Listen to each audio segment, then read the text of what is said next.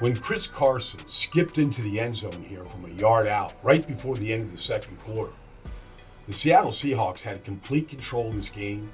They're up 24-9. It was looking bleak for Tennessee. And then early in the third quarter, when they broke down in the secondary here and Russell Wilson saw Freddie Swain on this 68-yard bomb, it was looking really ugly. Tennessee they couldn't cover, they couldn't tackle, they were down 30-16. But fortunately, they have the King. And the King responded. In fact, they didn't go away from Derrick Henry. He had a miserable first half. 13 carries, 35 yards. But watch A.J. Brown here, number 11. On this carry, 2 plays later, he gets a good block in Jamal Adams, and that got Derrick Henry into the alley. And then the locomotive just started picking up steam. A lot of steam and speed.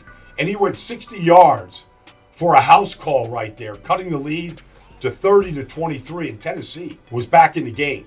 And then on 1st and 20, you get a motion here by A.J. Brown, and that would get A.J. and Julio to the same side of the field. And Julio, who had a big day, just runs this little stick route in the zone, picks up 10. And then they would come right back on 2nd and 10, next play. They'd run everybody off, all the receivers off, to run this screen to Derrick Henry. Big in the receiving game too, and he'd pick up 14 necessary yards, and Tennessee was driving. They didn't need to call timeouts or anything. They just wanted to make sure that they could score a touchdown to tie it up and not leave Russell Wilson any time. So under 2 minutes to go, backups at left tackle, Sombrero, right? Brewer at left guard all afternoon. Look what they did. They opened up a crease for Derrick Henry. Beautiful. Taylor Lewan got hurt in pregame warm-up. Sombrero came in there for him at left tackle, played real well. And then with 3rd and 1, leaving almost no time left for Russell Wilson, they gave the ball to Derrick Henry from 5 yards out. And he ran right behind the tight end, Pruitt. Looked like he was in.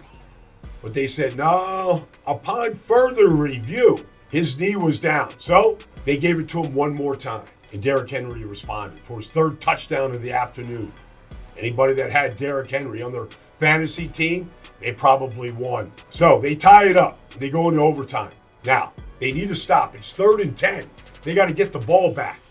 All right? So they run this long limbo. Long limbo is they go 5-man defensive line. Slant, slant, slant, and then come all the way around. And they flushed Russell Wilson here. I'm not sure what to call. They called this a sack.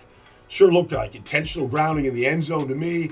Should have been a safety. Who knows? But they ended up punting the ball away, and it gave Tennessee great field position. It was time for Derrick Henry to get busy. And he did, again, right off that left side. The tight ends, Ferkser, they all got busy over there. Pruitt, they opened up a nice lane. Good blocking by A.J. Brown. And Derrick Henry went for 12. They got closer for Randy Bullock's. And then here, right there at the end, they got all the way down to the 18-yard line, setting up a Randy Bullock game-winning field goal in overtime. What a day for Tennessee in their comeback up in the great Northwest.